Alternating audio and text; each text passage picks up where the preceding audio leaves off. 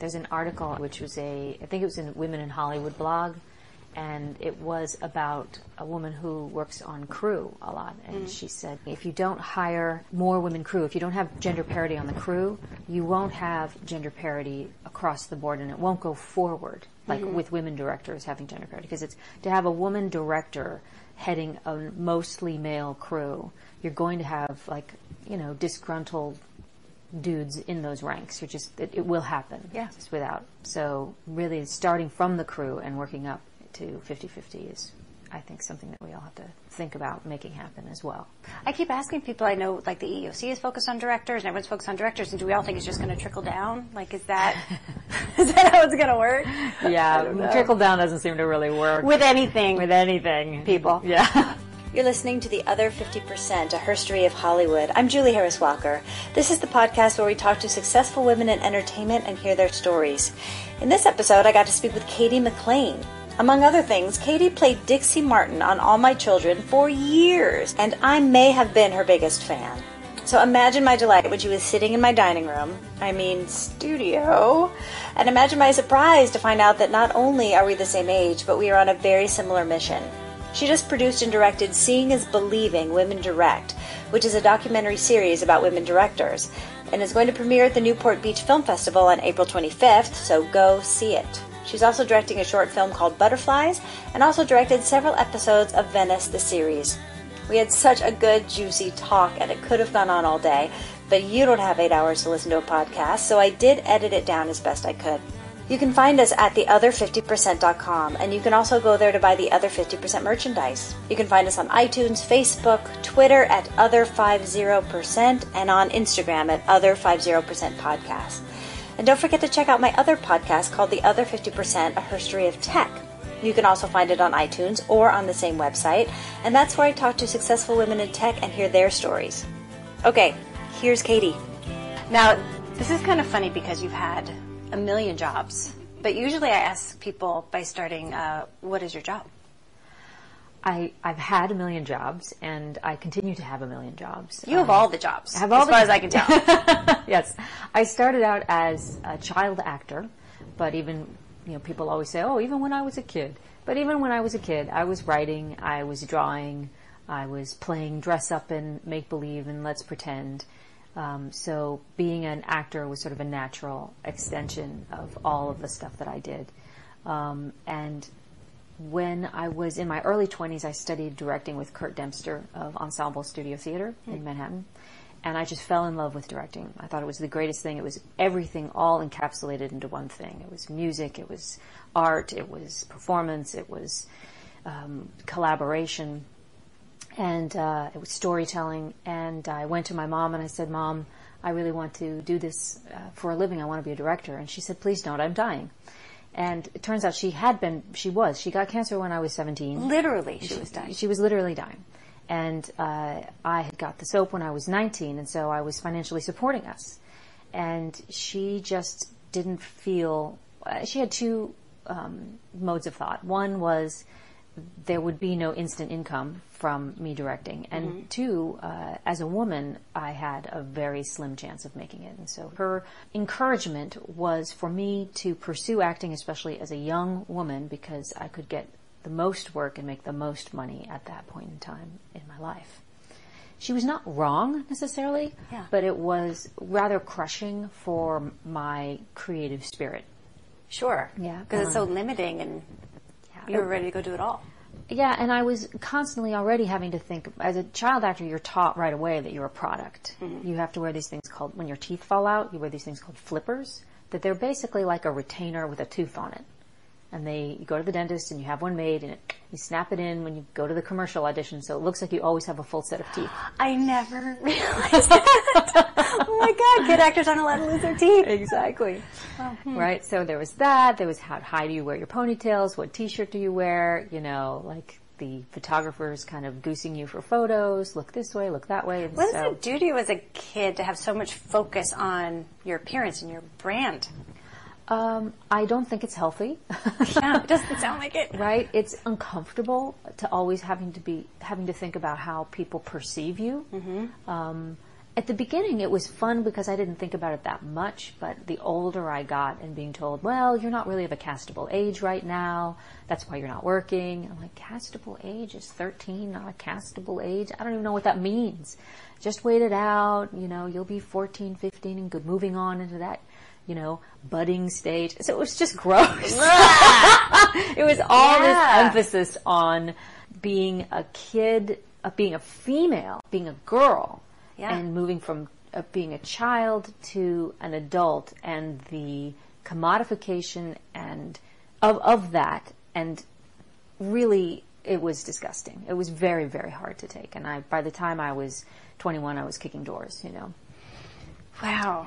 So to get back to the directing thing, how that came about. So after my mom died, I created this performance art piece that I loved, and I wrote it, I created it, I was acting in it, I was co-directing it with someone, and I just decided, this is ridiculous. I'm embarrassed that I'm taking all of these credits. You take the directing credit. And she did, and she went, and after the show, she said, are you going to do anything with this show? And I was like, I don't know. The show was really successful. We had a great time. She goes, do you mind if I do something with the idea? And I said, I guess not.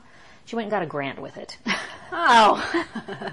Then what did she do? And she did a whole new performance piece based on the idea at Dance Theater Workshop, which was a really respected, and still is a very respected performance venue in downtown Manhattan. And you weren't involved with it at that point? I wasn't even invited. Oh my God. I found out from a poster on the street, which it really damaged my whole idea of collaborating with women, of working in that area at all. I just thought, wow, this is really gruesome and competitive, and that yucky, and that my friend that I felt so close to would do this to me. I'm just going to back off the whole thing. And so I turned to writing, and I was making music even in my 20s, and when the directing thing didn't pan out, I just exploded into all the other arts to try to have that sense of completion of who I was as a person.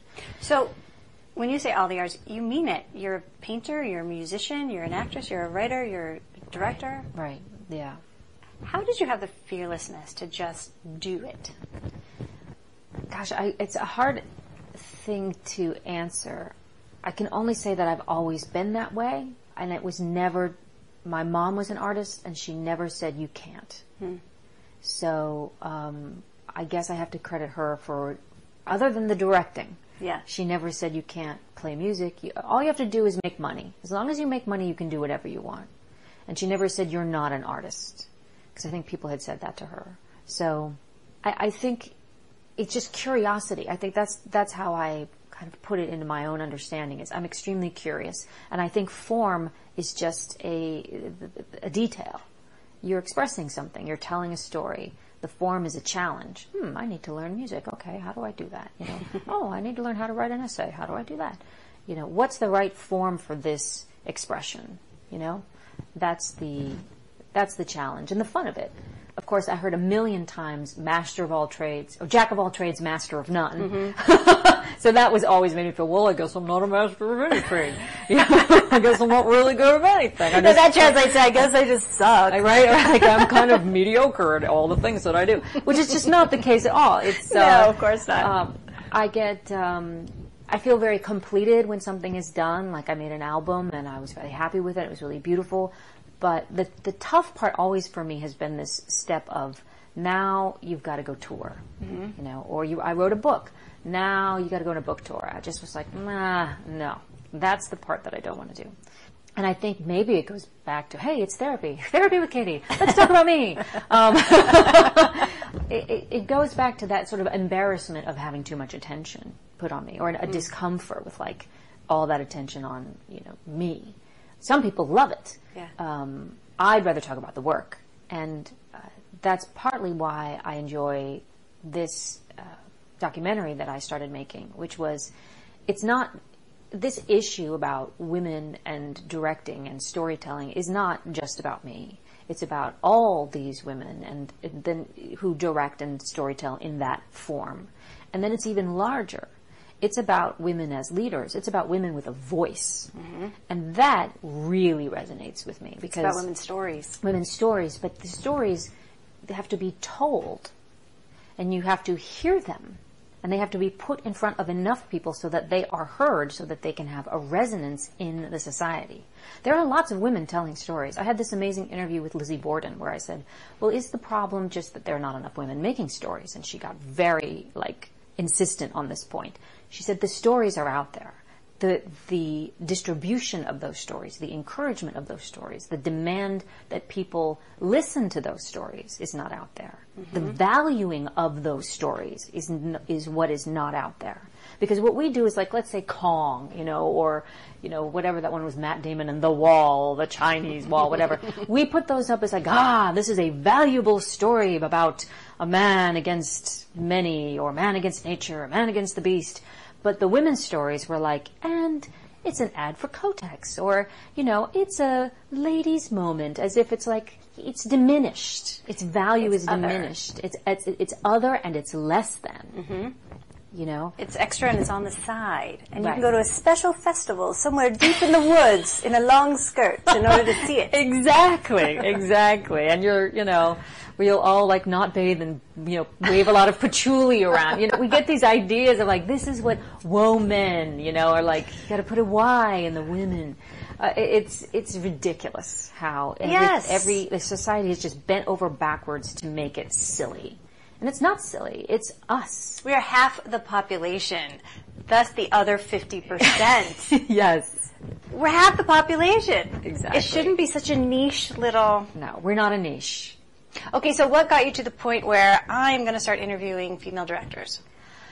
I had worked on daytime soap operas for a long time, and I had experienced an enormous amount of...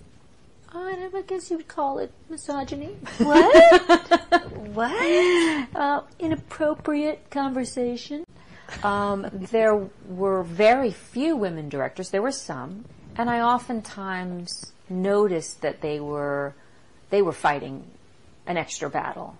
It wasn't something that we sat down and talked about. Oh yeah.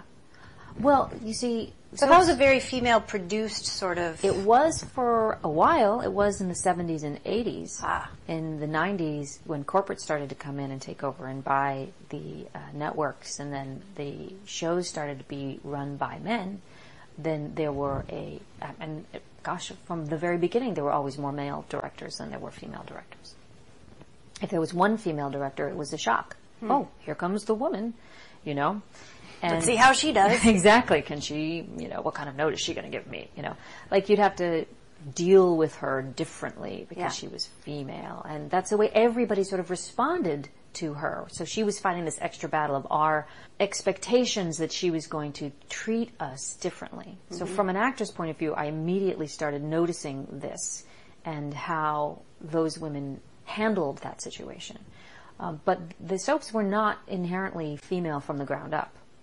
But there was a female head writer often, but then 8 times, and then it became a male head writer, and then more and more men sort of took over those shows into. Interesting. Yeah. So I would say that there are more men than women writing those shows right now. But I'd started making some films in 2013, I think, and I just loved it so much. It was such a joy. I'd written a script just as hey, this idea would be really a funny script. In my kind of way of hey, let's try this form, why not?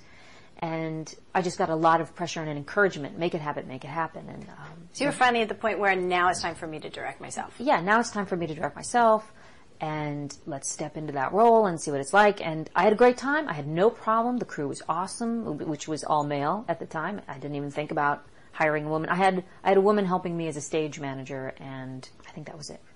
But it was a 5-person crew. It was just people I knew this guy, and he knew these guys, and that was it. And there was one woman in the cast, and she was dead. So your film didn't even pass the Bechdel test. Oh God! However you say that word. No, it did not. And but my experience, of course, that led to that script was. It was brutal. It's a very male-dominated world. Anytime as a woman you try to do anything that's creative, you're going to get an enormous amount of pushback. Me finding my own voice, there was just I was not surrounded by feminists, let's put it that way. I was surrounded by people saying, you know, you're going to have to negotiate your way here very carefully if you want to, you know, succeed and survive. And the minute I started using my voice in my industry, I started to get an enormous amount of pushback. Enormous amount. What'd that look like?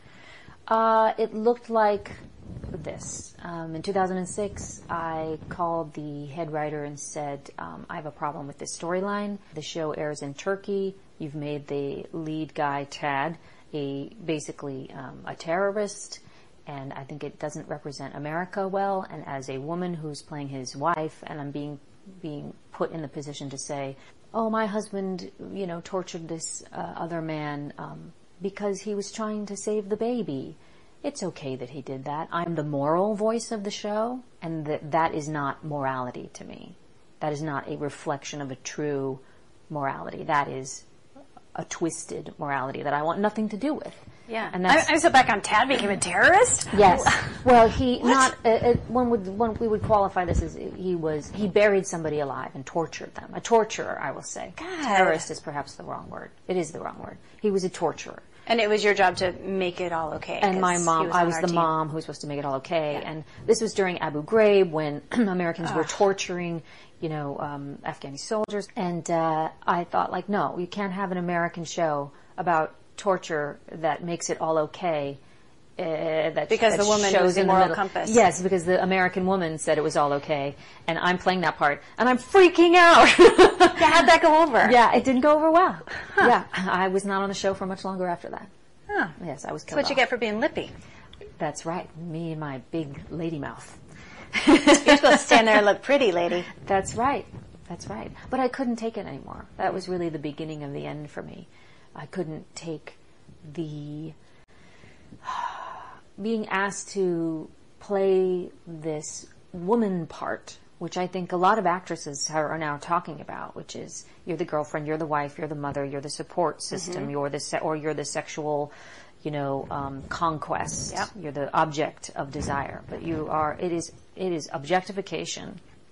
And women do it to other women as well as men. It is a two-way dysfunctional street here. Right. So, and that is just more evidence of the problem, not that there isn't a problem. Exactly. Yeah.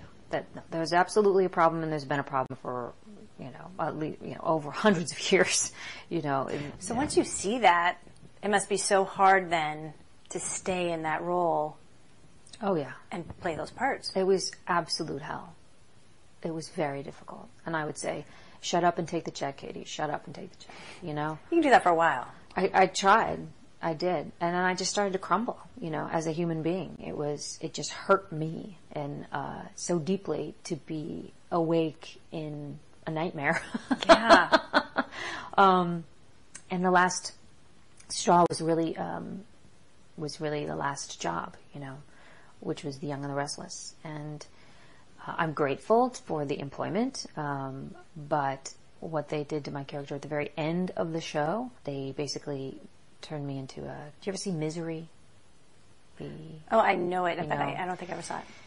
So in that movie, Kathy Bates is just an obsessive, crazy person who ties up James Caan and, you know, tries to make him her man by torturing him and sort of, you know, keeping him bound. And she comes off looking rather crazy, and although Kathy Bates, I think, you know, won awards for that role in her acting, and she did an amazing job.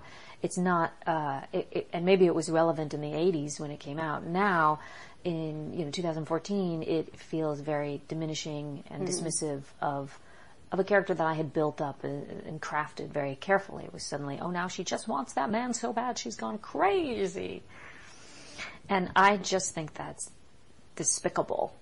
Yeah. Now, I played the part the best that I could, but afterwards, and I finished it, I was so depressed. I was just really, really depressed. And I had made these films, and I was working on another project, which I'm actually was just looking at today, and I'm still working on it. It's called Modern American Feminism.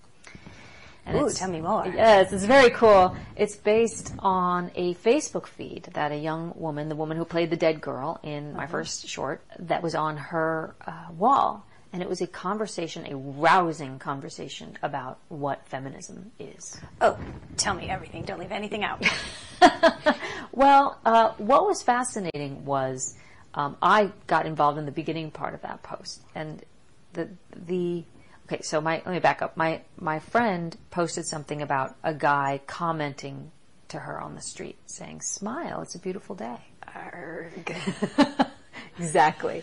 And her reaction was, "Arg, please don't tell me what to do with my face." It's funny. I think a lot of women I know have gotten to the point where we hear that and the rage is just at the surface, and men I've talked to are still bewildered why we would have that reaction. Right. So I have a theory. I'm just sort of sitting down and talking with you. It kind of popped into my head that certainly women of our generation, because I think we're probably of the same generation, we have this... we have the rage. Yeah. We have the rage more than anybody because we have really had to silence ourselves, push ourselves down, deal with the boys club, shut up if you want the job, these kinds of... And we were told it was going to be different.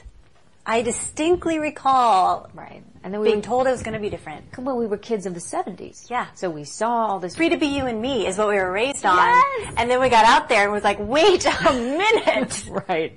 Not so free. Not so free to be you. So totally. And then also, too, the further you get in business, how incredibly strange and difficult it gets the higher up you get. Because it doesn't hit you now until it's much higher. So you're kind of lulled into this false sense, and then you get there and you're like, hold on. Yeah. Are you kidding me? Yeah. And so I got involved and I was like, yes, good for you. And some guy, and whether he was trolling or not, I don't really know to this day, but he started to take me to task, and take this issue to task. Why are you so sensitive? Or what's wrong with you women? And I just lost it. And I made my case, and then I, was like, get off online, get off this, get off, walk away, Cady, walk away. Exactly, walk away now, walk away from this post now. But other women, other friends of this girl came in and started explaining to this guy, here's what we deal with. Here are the facts. Here is the discrepancy in pay. Here are the experiences that we are having at work. And then you also had a third backlash of another guy coming on and saying, well, my girlfriend says all you ladies are full of shit and oversensitive and complainers and just want to have more attention and make more money than everybody. And then came another wave of women who came to dispute that fact. So it became a really interesting conversation. Yeah. And I have taken it apart, and I have to retake it apart and put it back together to find, the structure of it for either a filmed piece but I've been playing with it for a while and shooting little bits and pieces and experimental parts to how do I make this? What is the form for this? Yeah, and are you trying to explain feminism, or are you explaining all the different viewpoints of feminism? I would like the piece to explain this disconnect, to talk about, here's my point of view, here's your point of view, here's his point of view, here's her point of view. To let's have the conversation. Let's put it all out on the table. And then when you see it, then you can say, wow, that's actually, I've actually been thinking about this completely wrong. That is a really good point. Or, for a guy to say, wow, I had no idea I was being so blind to somebody else's suffering. Wow, that's a really good point. So just because I do think that the arts and film and whether it's film or television or media arts in particular, they offer us that opportunity, if they do it well, to reflect on ourselves and our behavior and how we might evolve. Mm-hmm. But it has to be done in a certain way where it's confrontive enough, but it is not preaching. And I think this leads to this whole issue of, so I started working on that, and then in the middle of that, it just fell like an apple from the tree, bonked me on the head. Documentary on women directors. Yeah. Partially from I was beginning to have some strange experiences as the director, but then I thought, all these statistics started coming out, and I was like, my God. Yeah. No one's hiring women directors? No, I mean, really, you could say that. Most of the women directors that are working, and there's lots of women working, they are making their own work, and they are driving their careers forward. There are more women this year that are starting to get hired in episodic TV because of a giant push that's happened over the last, 2 years. But before that, my God. Dismal. Embarrassing. Yeah. And it's like people are finally, the blinders are coming off and, oh my God, look at the data. Right. What have you learned about the women's experience? Oh boy. The top 35 things. Well, like being an actor, you have to have the hide of a rhinoceros and the soul of a child. Oh, please say that again. You have to have the hide of a rhinoceros and the soul of a child. That is how we're going to tweet this whole episode. That is so good. I should say about that hide of a rhinoceros quote, I heard it first from Finola Hughes, and then I think she got it from Wynn Hanman, I think. The acting credit teacher. where credit is due. Yeah, credit where credit is due. It was Wynn Hanman or Stella Adler, but I think it was Wynn Hanman. It's true. It is a very tough industry, and you will get, even your girlfriend will suddenly become extremely harsh or critical towards you, or groups that you've been involved in will suddenly think you are the enemy and that you're trying to take something from them, or... because you're directing? Well... Because you're talking to directors? Because you're talking at all. Because of this... Because this issue is so hot and so weighted and so emotional. So many women have had such horrendous experiences. The engagement that I've had with individuals, groups, organizations has not all been hold hands kumbaya. It's been sometimes aggressive, sometimes competitive, sometimes really, finger pointing and blaming as if I'm trying to take something from other women. And the crazy thing is, it's like most people just don't understand. I've put $50,000 of my own money into this. I have flown, and on my own dime, I did a crowd fund that raised $58,000. $20,000 to $25,000 of that money went to fees. Is there a feeling that you should be doing this for free? Otherwise it's insincere somehow? I think, I mean, I can't speak for what other people think. I think my experience is that because I come from the acting world, that I may not be one of them. And so you're not quite legit enough. I'm not quite legit. I didn't go to UCLA or USC or whatever, I didn't troll in the same fields. I'm older, so I'm not really of that generation that's like it's us, it's our movement, it's our time, which I sense that as well. Are you telling me we're too old for the movement? Oh my God. Well, I know. Well, that's one. I mean, I just see it. It's like, I just read a magazine article like here's 50 amazing women directors. Not one was over 40. Wow. I was like, well, come on, guys. Are we going to do that now? It's been weird enough that to some degree the industry has jumped over just hiring women and gone straight to we want to hire diverse. It's all diverse. Let's all talk about diversity. Because if you're white, you've been privileged. We want to go to the people who are you must be fine if you're a white woman. You're like, wait a minute. Yeah. Or it's that horrible thing of when I was a little kid, I did my first, commercial, and I was, 9 or something, and I went to the teacher and I said, I want to be in the school play. And she said, oh, honey, you've had your chance. What? You were washed up at 9? I was washed up at 9. Because you did one job? Because I had You had enough attention. Exactly. Give someone else a chance. So my theory about that is this, that I really believe that the people who are at the very top and the people who are at the very bottom tend to be really cool and generous. And they're like, great, what are you bringing to the table? What are we building on? You've got an idea, I've got an idea, let's build on that idea. Because people at the very bottom are like, they've got nothing to lose, right? Yeah. And the people at the very top are, they're comfortable, they can take risks. But the people in the middle are struggling and fighting for every opportunity they've got. And fighting for scraps. Fighting for scraps. So everything is a threat. So if you've had, some luck in some area, or, if you're married, if you can afford rent, there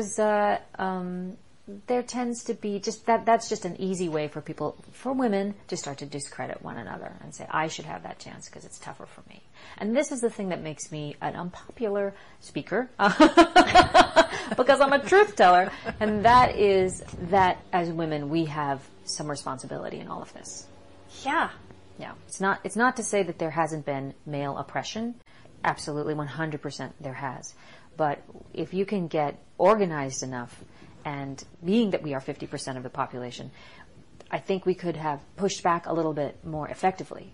And that's really what I'm interested in and what this documentary is about. And what I've been looking for are effective tools for leadership that all women can use as individuals.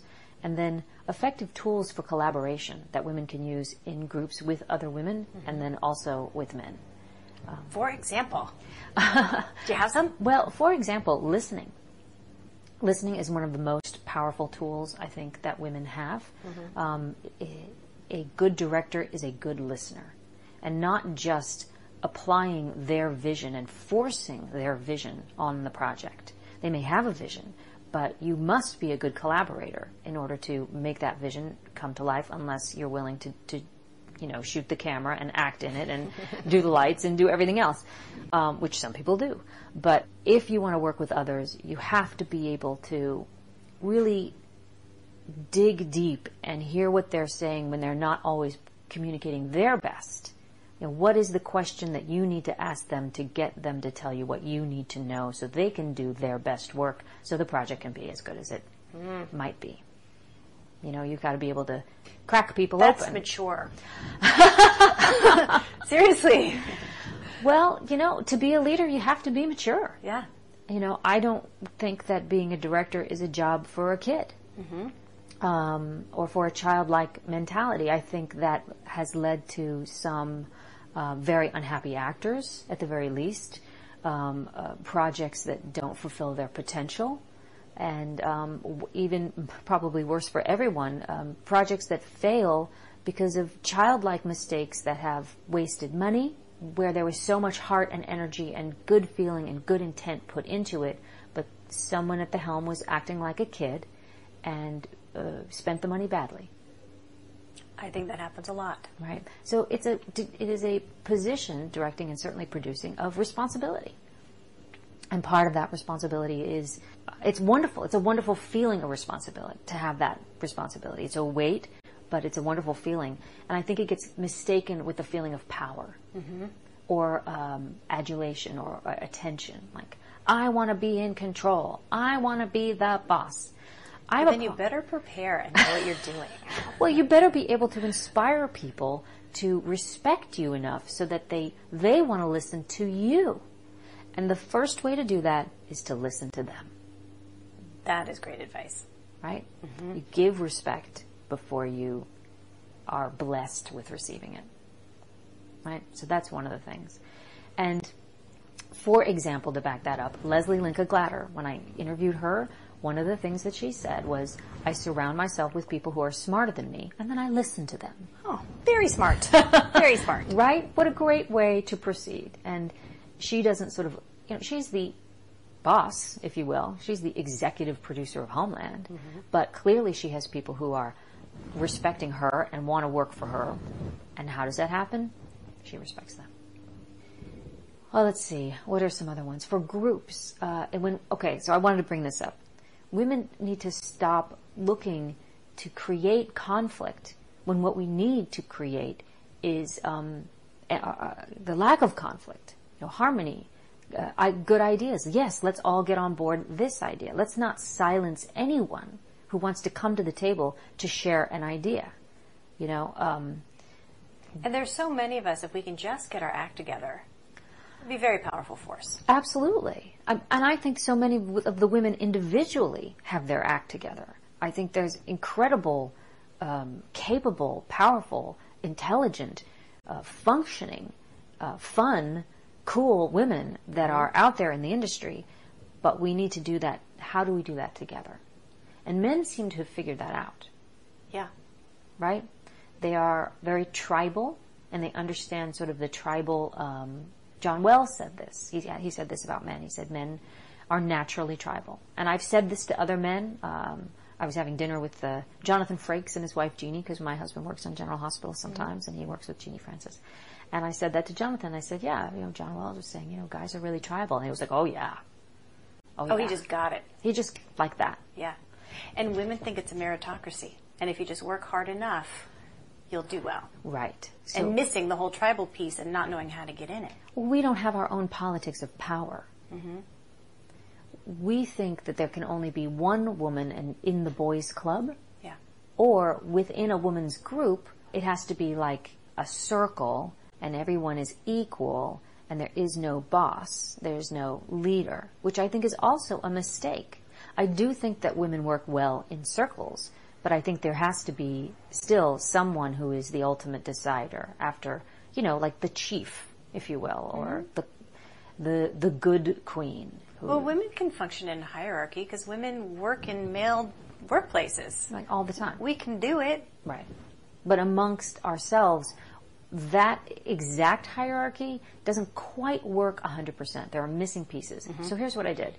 For this documentary, what I've been really looking at is I started thinking about Joseph Campbell's The Hero's Journey. Mm-hmm. I've always been a big fan of Joe Campbell. I've always loved his work. I call him Joe because we're personal friends even though he's dead. Like your buddies. Joe, my friend Joe, my man, my peep, my boy, as the dudes like to say. It's my boy. Anyway, I've been so inspired by his work ever since I was a teenager and I first ran across The Power of Myth. I was like, oh, boom, boom, boom, this is it, this is the answer. Yeah, he's so smart. Meaning of life is revealed.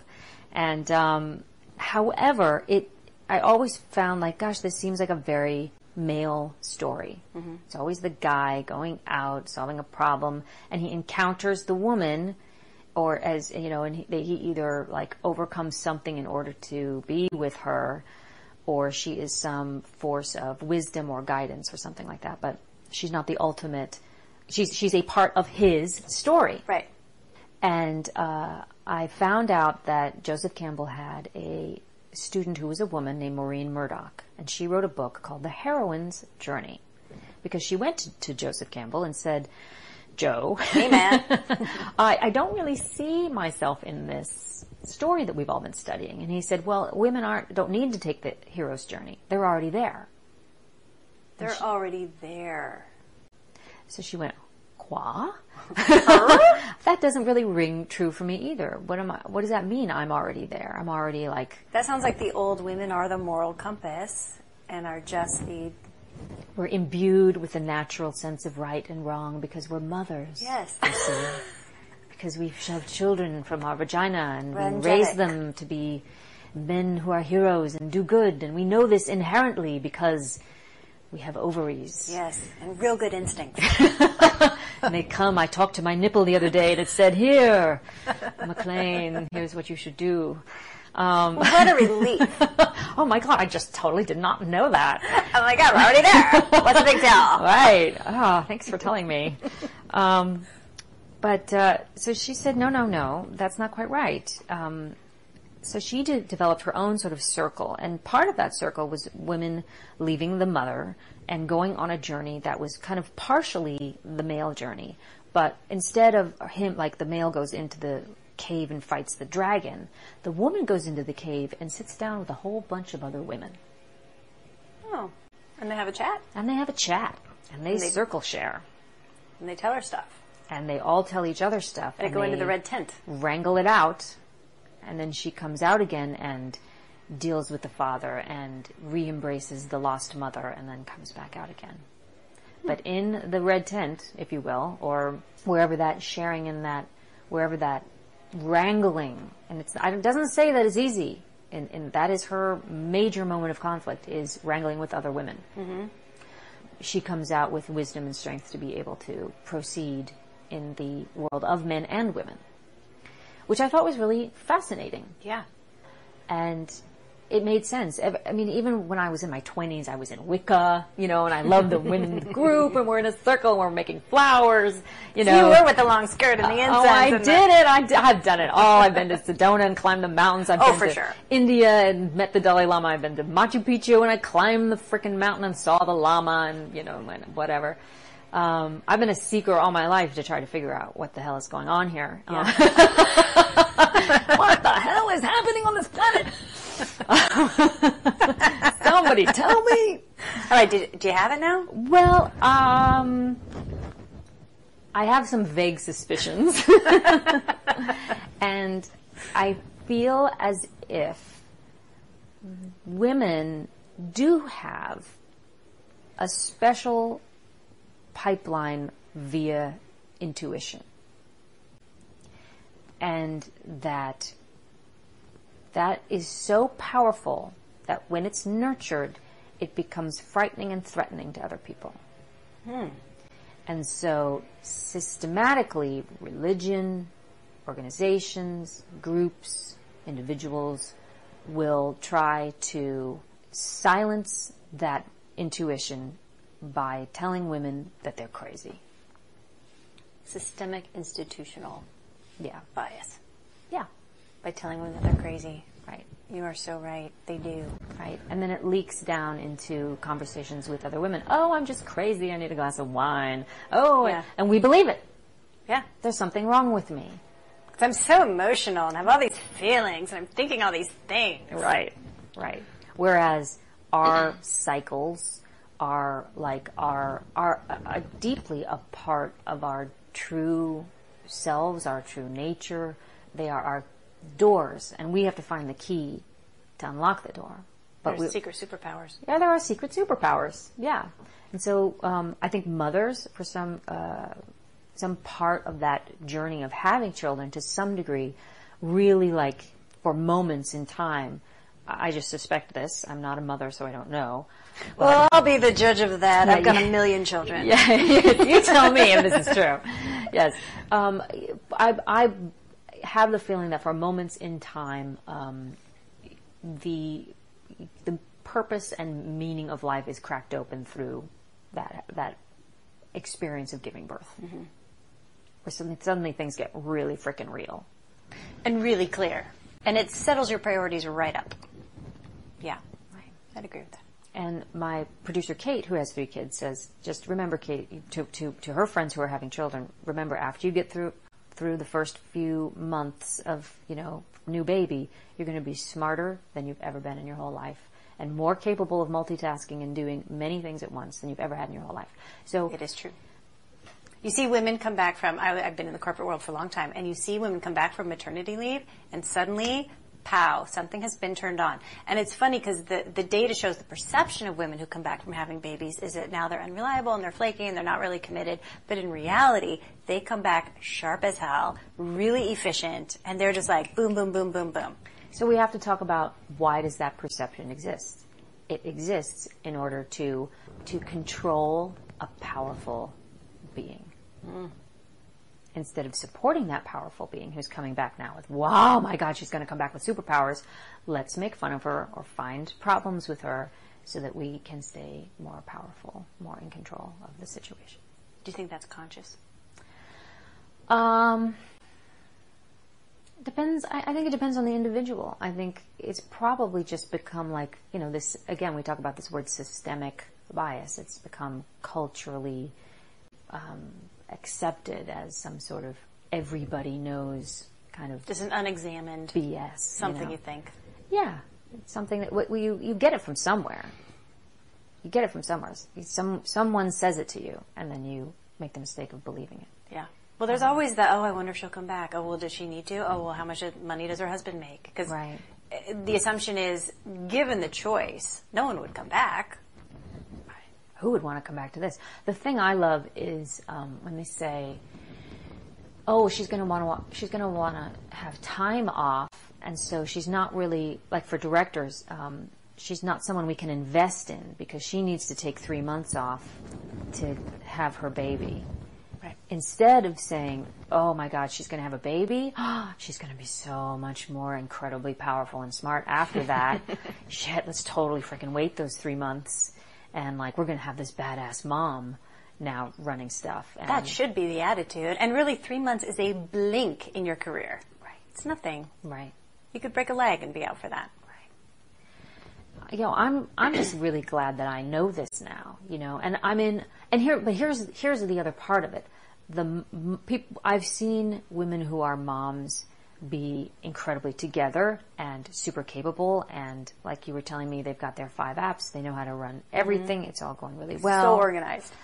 And then I've seen the way that they are presented, whether it's in film or in the storytelling, in our storytelling, as always fighting for control with one another. Mm-hmm. So that's why I say, the moms have got to get organized.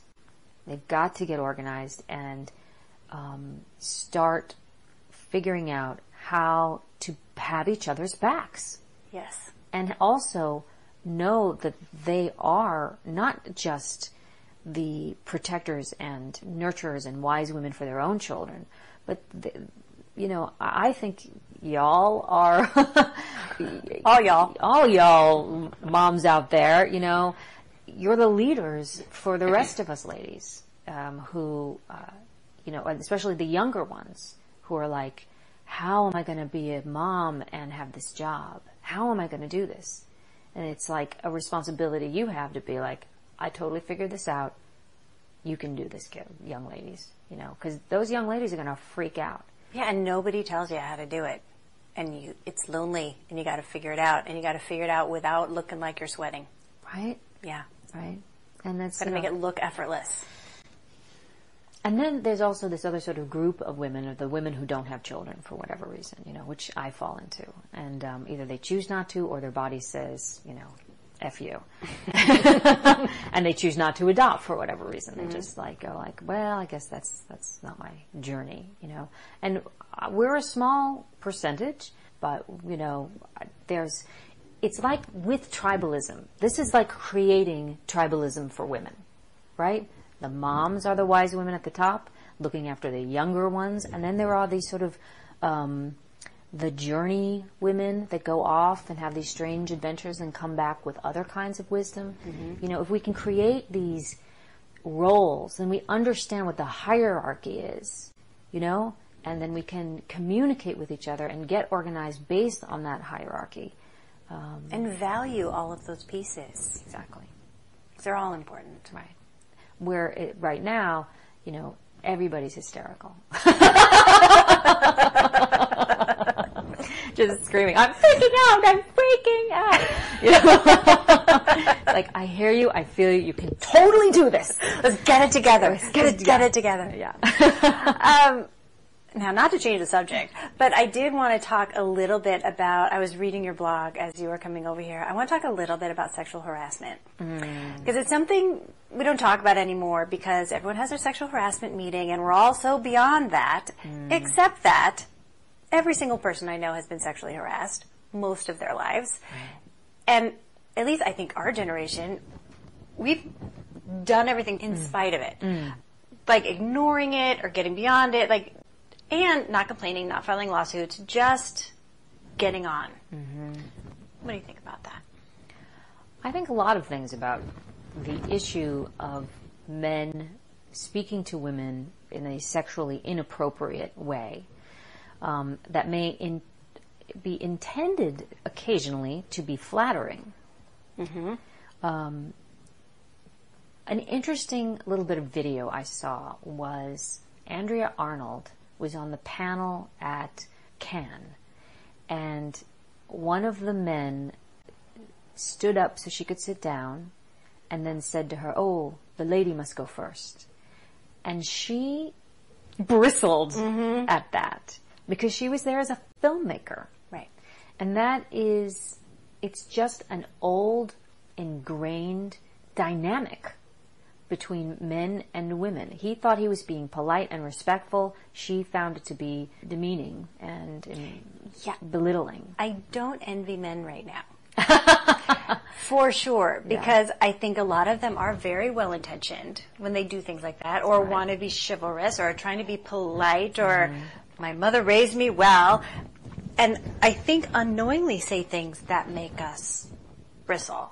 And we see as demeaning and diminishing. Right. And that may or may not be there. Sometimes it definitely is their intent. Right. But sometimes it's not. Right. So then they're afraid to say anything. Right. Right. So again, this is another kind of redefining our culture. And that's the thing I think is the positive side of it, is that this is our culture and we can define it any way we want. We get to choose. We get to choose. We get to change it if we want to. We just have to be consistent and organized and determined and clear and kind. And clear. And clear. Right. I've experienced sexual harassment, sadly, my entire life. Yeah. And various kinds of ways men can be sexual to women in order to oppress them, because they're frightened of their power. And so I'm not speaking from the perspective of someone who has only had a couple of mean things said to me. No, I've had it all my life. And it's pretty remarkable. It's persistent. It's persistent. And I think many women have. I've had it from women who are straight as well as men. Woman actress screaming at me like, "Oh my God, I love your tits. Let me see your tits." Oh, yeah, you know, like stuff like that kind of crude behavior, which I've like, what the? I'm just going to run from you as a human being right now. We don't need to discuss my tits. Exactly. Or, you know, men saying nice ass, or, you know, men, you know, either from the street or even at work. I was molested by my father when I was 7 years old, and I believe that experience, he was drunk, he was an alcoholic, but I believe what he was doing, totally subconsciously, was trying to stop a very bright and powerful creative person that frightened him because he was very weak. And so, like, I mean, like, entire life. So from then on, then I wasn't able to say no to people, and I was afraid, and all of that whole jazz. So I get it. What can we do about it? We have to get our voices back. Yeah. We have to say, in that situation, in the right way, that is not okay for you to talk to me that way. Or I think if you're trying to flatter me, you're not achieving that goal. That's a hard thing to do in a work situation where you're already feeling an imbalance of power, and you're trying to get ahead by being one of the guys and getting in there, and then to stop and say, no. Yeah. But it can be handled, I think, quickly, swiftly, correctly. You just have to, this is the biggest thing that I've learned from this whole project. You have to not mind if people don't like you. You're saying that to women? You know? That's our whole thing. Right? That's something, though, that men understand. Men will be respected, and they don't care if you don't like them. Yeah. This is my word. I'm the boss. This is what I want. I don't care if you don't like me. We've been conditioned for millennia that our value isn't being liked. Right. And also in being desired. And being desired and being liked are often like, you know, hand in hand. Hand in hand, like working, yeah. So that is a very, very tricky bit of business, to convince women to not mind being liked. Now, there are lots of very strong, powerful women, whether they call themselves feminists or not, who are going to be listening to this and going like, I call bullshit, you know? Like, I don't care if anybody likes me. I'm like, great, that's amazing that you don't care that anybody likes you and that you're strong and confident in yourself. The next step after that is making sure that you communicate without anger. Because no one will hear you if you're shouting at them. Yeah. And so that is a huge part of, great, fantastic, you're not afraid. I love that. Now, how are you communicating with people? Because we also can't be angry, bitter. Right. You can't be effective. You can't be an effective leader if you're not communicating calmly and rationally and fairly. You can be strong. You don't even have to smile when you say it. But you have to be in yourself and not blaming and not carrying the rage from the years and years of horrendous experiences that I and you and lots of women all experience. How do you let that go? You seem so calm and collected. Oh, girl! You're doing it. So much work on myself. You know, I think I constantly look at my own behavior, and I'm constantly trying to address mistakes I've made. I'm constantly trying to self-correct. And I'm constantly looking at my motivations. Why did I do that? Why did I need to do that? Why did I need to say that? Why did I feel like I need to exert my power on this situation? And did I just want to win? this situation? Did I just want to dominate? Or was I really trying to help and communicate? And if I was just trying to win and dominate, why did I need to be like that in that moment? What's running that? And usually behind everything is that I have done something at some point that I feel embarrassed about.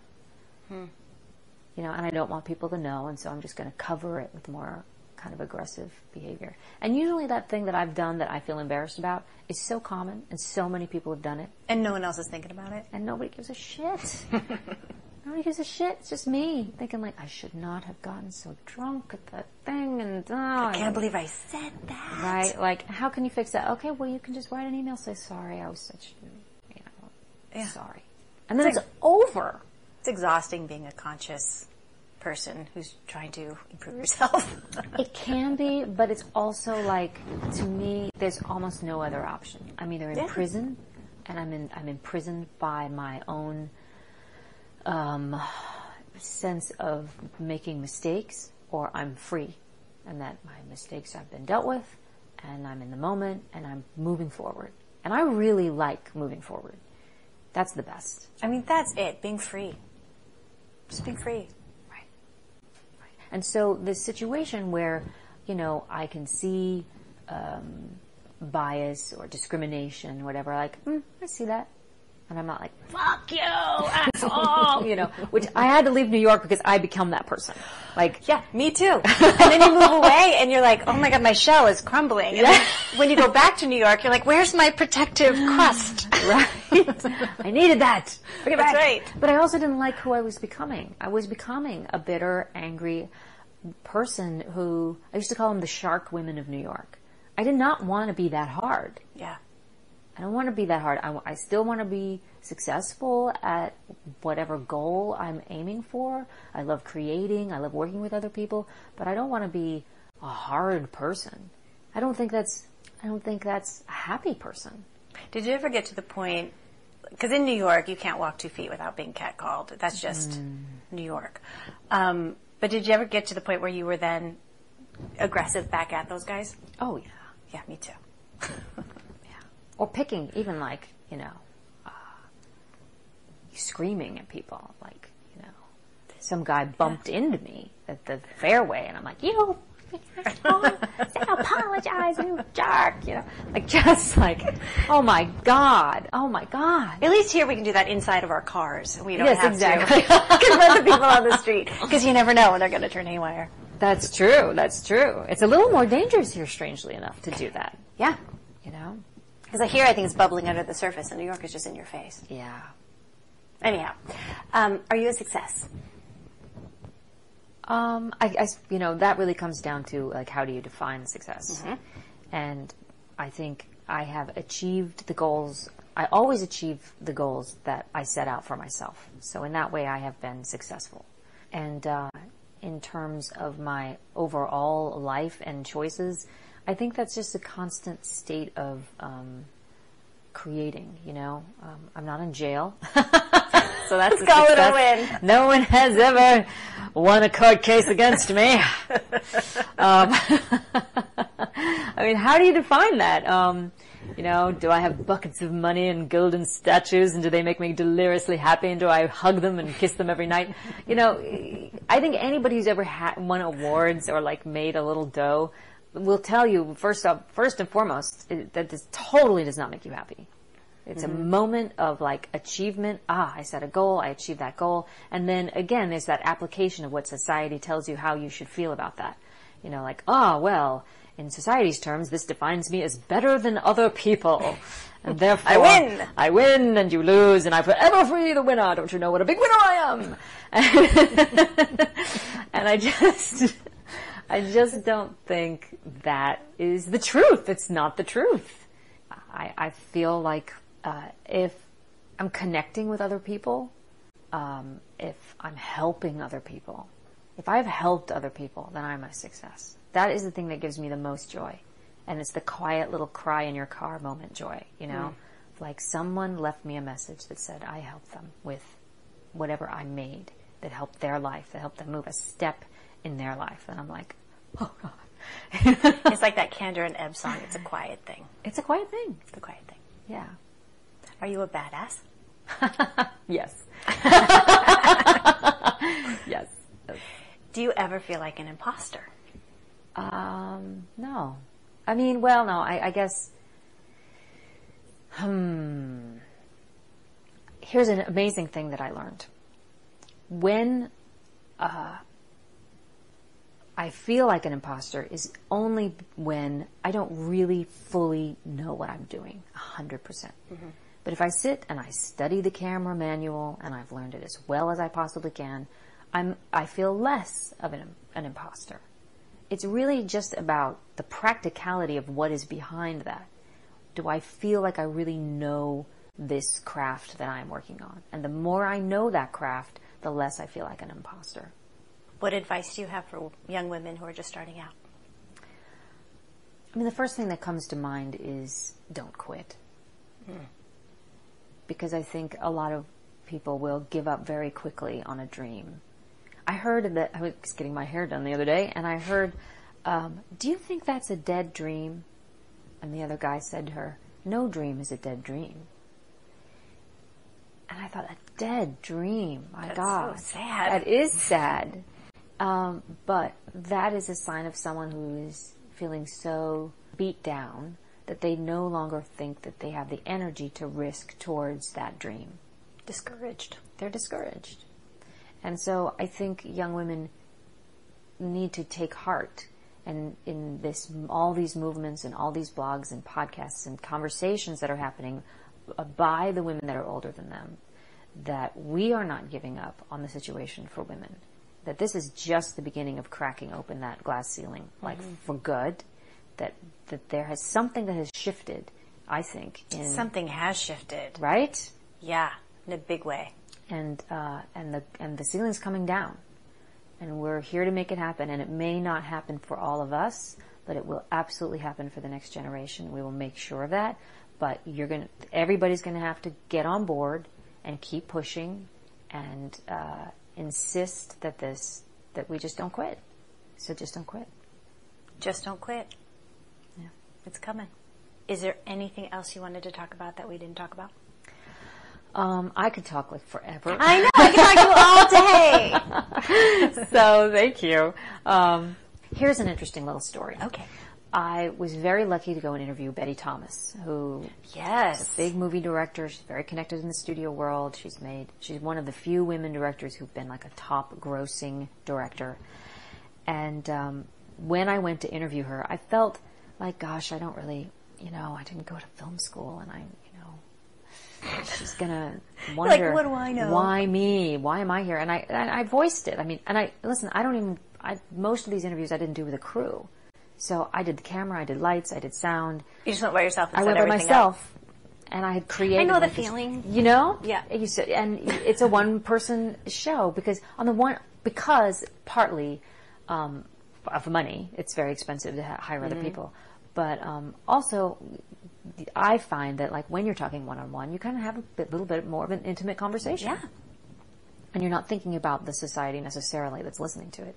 So I walked in with, all my stuff and my gear and whatever, and I said, gee, Betty, I know I'm not like maybe not the right person or the best person to be doing this documentary on women directors, and I really appreciate you giving me your time. And she said, wait a minute. You know how she is. Wait a minute. Are you doing this? Are you making a documentary about women directors? And I said, well, yes, I am. She says, all right, then you're the right person. You're here, aren't you? I was like, yeah, I guess I am, I love it. So it was really, again, like those people at the very top who have nothing left to lose, they can acknowledge you and be like... So generous. So generous. And so supportive, too, and they recognize that although, lots of women are pushing this movement forward, that doesn't mean that they don't have a responsibility in playing some part, which I really, really love. This came up kind of early, I don't know, maybe 6 months into my doing this, which was, where is Jodie Foster? Why isn't Jodie Foster at the helm of all of this? Where is she? Well, people forget that Jodie Foster already did a lot for this. Yes. Back in the 90s. Yes. She was the voice for women directors for years. And she did the voice for the small documentary, Ali Acker's documentary, Real Herstory, which you can find. It's, sold through schools now mostly. And there was Jodie Foster. Hi, I'm Jodie Foster, and you should watch Real History. And let's talk about women, and let's go look back at women in the 20s. Why were there so many directors then? She was just way ahead of us. She was way ahead of us. So she's kind of done it. Yeah. And just because we're all kind of catching up now doesn't She's like, where you been? Exactly. Can we talk about the work? Can we talk about the work now? Which is really, I think, where I hope we get to, and I think we should continue to talk about that, of how the work is also pushing this story for women forward, and how these both independent films that are focused on women and focused on women as the protagonist or antagonist, and TV series and all these shows that are exploring the women's narrative. Mm-hmm. How are they exploring that narrative? Is that narrative expanding what we believe about women, or is it just capitalizing on old cliches? How can we get the shows that do expand upon that narrative more in front of audiences? And how can we unite as women who are sort of pushing this all forward to help one another do that and, spread that word forward? Let's talk about it. And I also think one thing that I always love to say, and I think it's so important to say, is this is not an us against them situation. No. This is a much more complicated tangle of yarn, if you will. And I think that finding the men who are allies and advocates for this cause is really, really important, because it needs to be more than 50%. We need to be the majority. And to be the majority, we need the 25% or more of men also pushing this rock up the hill. How do you think we engage them? Again, by listening, by conversation. You'll find that I think naturally there are a ton of men that are just like natural feminists already, that they're just like, oh, my mom was such a badass. I know a bunch of them.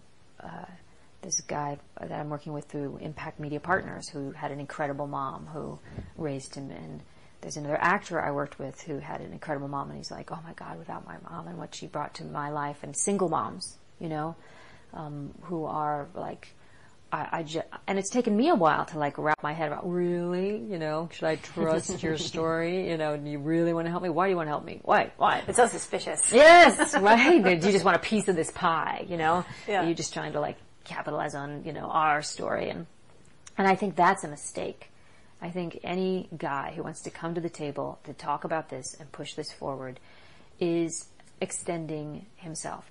I think we need a new word, it's not diversity, it's inclusiveness, or, inclusiveness, because we don't just want diversity at the table, we want the inclusive idea, the idea winning, the human idea winning, the appreciation of the gift or the talent or the story or what's coming out of that person, despite whatever gender, race, or, wherever their background is. Yeah.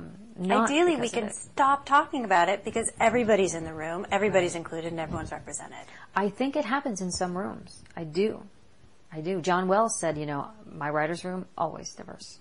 Always. And I want that because he said it's economically smarter, because the world watches our shows. Makes it better. And if we don't have the representation of the world in our writer's room and in our director's chairs, we are not serving the audience, and the audience will smell that and know that and will not watch our shows. Yes. It seems so easy. Yeah. Or so obvious, I should say. Yeah, it does. But maybe it will. Maybe this is just a moment where we've got to wrangle through the discomfort, wrangle through the fears and suspicions that we have of one another, and just call it I'm afraid of you. You scare me. I think you want something from me. And have those conversations. Get it out there. And then it's over. And then you can get to it. And here's one last little nugget for you. I learned this recently. Whenever you find two people that are having a conflict, there's a third party. There's always a third party saying, you know what so-and-so said. Oh, you know what I heard. And then if those two people talk and say, hey, who else are you talking to? Who else is that? Who gave you this idea that I was against you? You'll suddenly discover that there was somebody who just was dropping a little, stirring the pot. So you're saying gossip is the root of all evil? Yeah, I do. I think it's one person trying to put their unhappiness onto somebody else's situation. And I think we make stuff up. I do. I agree. Just to see what happens. Boredom. That's the other part of it. I'm bored. Some people are like that. Not everybody's like that. But I think some people are like that, and the gossip seems like fun, and we're achieving something, it's drama. Let's stir it up. And I'm just like, oh, Jesus, put the drama on the page and on the stage. Put the drama on the page and on the stage. You are diluting your creativity by engaging in gossip. Yeah. Right? I like that. You're flushing it down the toilet. And that's all goes back to like you're devaluing yourself. You're devaluing what you might have inherently inside of you. And it's not always your fault. You've been told to devalue it. Practice devaluing. The magazines tell you to, even though while they're telling you like do 50 sit-ups, they're not telling you you're perfect the way you are. Yeah. You don't need to do 50 sit-ups. It doesn't matter if you have a rock hard 6-pack. You're fine. You're fine. Your scars are beautiful. It's funny because, like, politically, as a nation, and here comes this word again, but it seems like we are so immature and divided and black and white, and everything's on the surface, and people are hysterical. And to really get where we want to go, it really requires such a more thoughtful, mature, inclusive looking at everything. Yeah. And a willingness, before there's ever any action, right, there's willingness. You have to become willing. And so I think that's really what, to use like old AA kind of metaphors, like you have to hit bottom before you, become willing to change. And maybe that's just what our country is going through right now. That's what we're doing. Yeah, we're just having a great big, ugly, messy, disturbing, totally rock frightening, bottom. Terrifying rock bottom. But then we can choose what it's going to look like. Yeah. What a great opportunity. It's an opportunity. And I do believe that there are enough sane, super intelligent, good people in the world, and especially in this country, that they're just not going to let us completely fall to catastrophe. I really do. Yeah. I agree with you. We have to. Yeah. We have to. We can't just roll over and be corrupt. Right. And in the meantime, this is a fabulous opportunity for storytellers, Yes. Because this is where we become really, really valuable in the society. We have to start telling stories that help wake people up to what really matters, to the human condition, and to connecting and to appreciating one another. And it really can change everything. It can. A great movie or a great TV show can radically change society. Hello, Glee. Right? Glee changed the world. It did. It sounds silly to say it, but it did. Yeah. Suddenly it's okay to be a gay kid in high school. And the musical theater kids are the cool kids. Yeah. Who thought that would ever happen? Yeah. Yeah, 100%. Yeah. Okay, go change the world. You too. No pressure. No pressure. No. Thank you so It's much. Fun. Thank you. This is fun. You've been listening to The Other 50%, A History of Hollywood. I'm Julie Harris Walker. I'd like to thank Cady Mcclain for sharing her story, and special thanks to Jonathan Lucas for editing, Jay Rowe, Danny Rosner, and Allison McQuaid for the music. Please find us on iTunes and subscribe and leave a review, and of course on our website, theother50%.com, all spelled out, for added features, bios of our guests, the merchandise, the pictures. I will also put links to Cady's site and her projects there. You can also follow us on Facebook and on Twitter at Other50%, Instagram at Other50%Podcast, and don't forget to check out The Other 50%, A History of Tech. Thanks for listening. See you next time.